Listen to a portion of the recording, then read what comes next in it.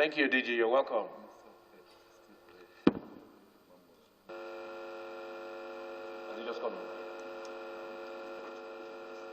You've done a good job, and we commend you. Well, you are reported to have made certain statements that have gone all over.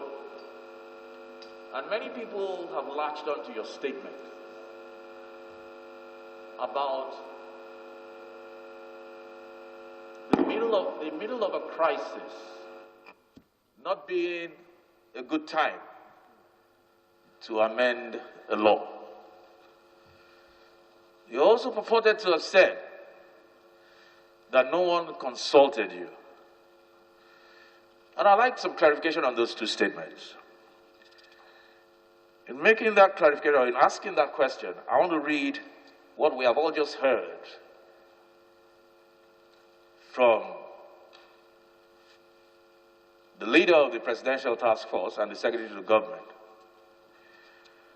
Paragraph 18, the SGF states, just as important is the need to provide a strengthened legislative framework for dealing with future public health emergencies in a changing world. The current Quarantine Act needs to be updated due to the unique nature of emerging infections such as COVID-19. The dramatic impact this has on sectors beyond just health, and the urgency required to deal with such pandemic. That's from your team, and that's paragraph 18. Paragraph 20. Mr. Speaker, as I mentioned when the combined leadership of the National Assembly was briefed on 9th April 2020, our nation is at war against a very dangerous, unseen, and ubiquitous enemy. And all hands must be on deck to successfully prosecute the war.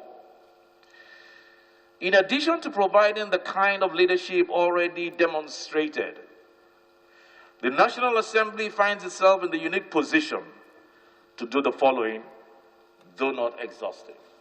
1, develop a legislative framework to prepare Nigeria for any future pandemic.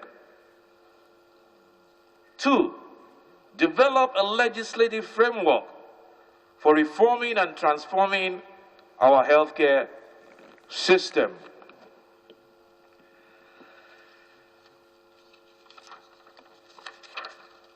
DG,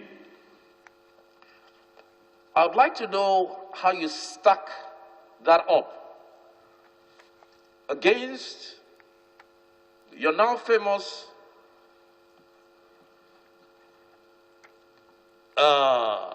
position that this is not the time to amend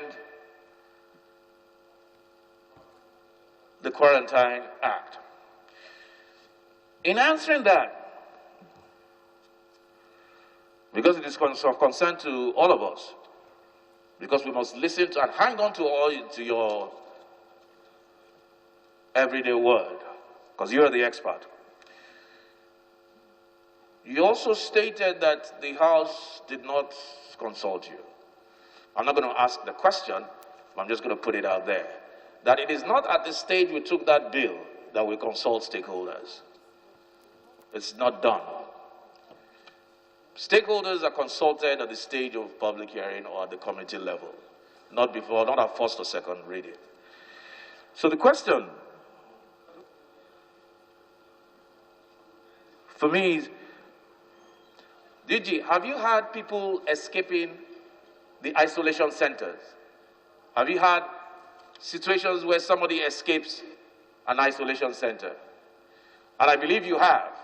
We've had reported cases of people escaping the isolation center. How does the current law deal with somebody who escapes an isolation center today? How does the current law deal with somebody who escapes an isolation center and has the potential of infecting, even in 1 hour, hundreds of people? Second, is the current virus, the COVID-19, is it covered by the Quarantine Act? Because from my belief, it is not. So those are the questions I want you to answer, and also whether airports from which this virus came is covered under the current Quarantine Act. So, honorable colleagues, those are the questions, and I don't know if some colleagues have further questions before we go back to... No, there's no presentation. He doesn't have one. You have a presentation, DG? Silence, please. Silence, I asked please. earlier if there was any need. The minister here, the minister's he's covered it. Oh, the minister has a presentation. Oh, okay, because I was asking that question earlier. Okay. So, please take note of those questions. Since the minister, and I asked earlier, has his own presentation, honorable colleagues, okay, members think you should answer the question. So let's go ahead. Go ahead, DG. Right Honorable Speaker of Nigeria's House of Representatives, Your Excellency the Deputy Speaker, principal officers of this esteemed House, honorable members of the House of Representatives, members of the Presidential Task Force, the chairman of the House Committee on Health, who I speak with almost every day. It's a privilege to appear before you, Mr. Speaker, for the fourth time in 2 months. Mr. Speaker, there could not be a bigger champion of a change in our legislative framework to fight infectious diseases than myself. In my position as the Director General of the newly established Nigeria Center for Disease Control, we are the most affected by the deficiencies of the laws as they stand at the moment in our fight against infectious diseases. Mr. Speaker, in answer to your 2 specific questions, these questions were thrown to me in the context of a television interview on the same morning that I had seen the bill for the first time. You're absolutely right in saying that the point for consultation had not reached. But I was answering to a specific question by the journalist at the time. Had I been consulted? The only honest answer to give at the time was that I hadn't been, because I hadn't been. So I really look forward to having the opportunity to working with your House in refining this bill. The responsibilities of the Nigeria Center for Disease Control are actually very specific. There are many other stakeholders that have wide-reaching responsibilities at the federal, at the state level, at the local government level, in protecting us from the threat of infectious diseases. So, Mr. Speaker, without going into the details of what was said or not in the public space, I'd like to assure yourself and all the members, and I think I speak for the Presidential Task Force, my Honorable Minister, and every member of our team, that we look forward to a new infectious disease bill, in fact, a new public health bill that brings together the functions of all the agencies, defines responsibility, and leads us to a position where we can really be in a stronger position to protect the health of Nigerians in our Federal Republic. Mr. Speaker, I am sorry if these comments caused any offense, but you could not have a stronger ally. You could not have a stronger ally in the review of our legislative framework to the fight against infectious disease in our country. Thank you, sir. Thank you. When do you think we should do that? After the crisis? The Right Honorable Speaker, it's not a question that I can answer. Right now, I am working on your behalf and on behalf of all Nigerians. There are many of us on the front lines. We work 18 hours every day, non-stop, Sunday, Saturday. We have not stopped for 3 months, sir. we will not stop. My promise is that we will keep at this. This is a marathon, it's not a sprint, and we will assure all members of the House here, together with the leadership that meet every day to assess and provide us guidance, that we are in this fight for the long term. Thank you, sir. Your Excellency, the Speaker of the Federal House of Representatives, Your Excellency, the Deputy Speaker of the House, Your Excellencies, the Principal Officers of the House, the Clerk of the House, honorable members of the distinguished seated, please. House of Representatives, the chairman of the PTF and members of the PTF. It is my honor and privilege to be called upon to address this honorable House from the point of view of the Federal Ministry of Health. My address shall rest significantly on the very comprehensive statement that the chairman of the House, chairman of the Presidential Task Force has given, and also break lightly into the two segments. First of all, an overview of the health sector response on coronavirus disease, and also a brief entry into Kano, not to extend the time too much. The index case of the coronavirus disease was recorded in Nigeria on the 27th of February 2020 through an Italian who arrived in Nigeria on the 24th of February. Thanks to the fast action by the attending physician, diagnosis was swiftly made and contact tracing started, which yielded 179 persons of interest, of which one was positive for coronavirus. Index and contact were successfully treated and discharged. Had we had no other entry into the country, that would have been the end of the story. But dozens more persons were to arrive, mainly from Europe and also from the Americas, carrying the coronavirus. The tracing of the contacts could no longer, because of the volume, could no longer be pursued with the same efficiency, pushing us away towards the new phase we call community transmission.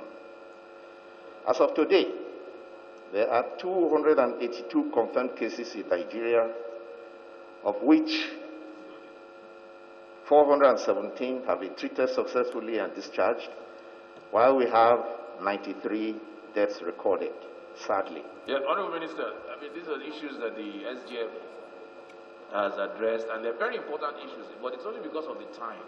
Those are the primaries, Your Excellency. Yeah, just because of the time. So yes. I'm sorry, I don't mean to cut you off. So if we want, if we have other issues that have not been touched upon, let us address them, because members are itching to ask a couple of questions. Yes, this is a two-page address, and with a little bit more than that. Nigeria has since transitioned from disease importation to community transition phase, meaning that cases coming now are no longer traceable to a travel history or contact with someone who came from abroad. This is a phase of more rapid spread, where more testing needs to be done, and to boost demand, therefore, the Federal Ministry of Health brought in manpower capacity from the National Primary Healthcare Development Agency to anchor community engagement and mobilization, to create awareness and test demand for testing for coronavirus. More efforts are on to improve surveillance, sample collection strategies, and transport logistics to laboratories, and also reduce the turnaround time for tests. The testing strategy was initially a targeted one, but has now changed in view of the different phase we are in to one with broader outreach following best practices. There is increased global demand for COVID-19 commodities globally, leading to scarcity in many places. We therefore opt to use our resources in the most efficient way possible and have open discussions with potential domestic manufacturers and also emphasize both judicious use of scarce commodities. As for testing, we have opted, as I said, for smart testing, going where we are likely to get more yield of the disease-positive persons. The recent marked increase in the numbers of new COVID-19 cases is due to scaled-up implementation of our new case-finding strategy, and with house-to-house and cluster testing and using revised criteria for sample collection, yields more people with the disease to be transferred to treatment centers. We have deployed COVID-19 starter packs to all tertiary health institutions to complement what was sent to states. These medical consumables include personal protective equipment to ensure frontline healthcare workers are protected.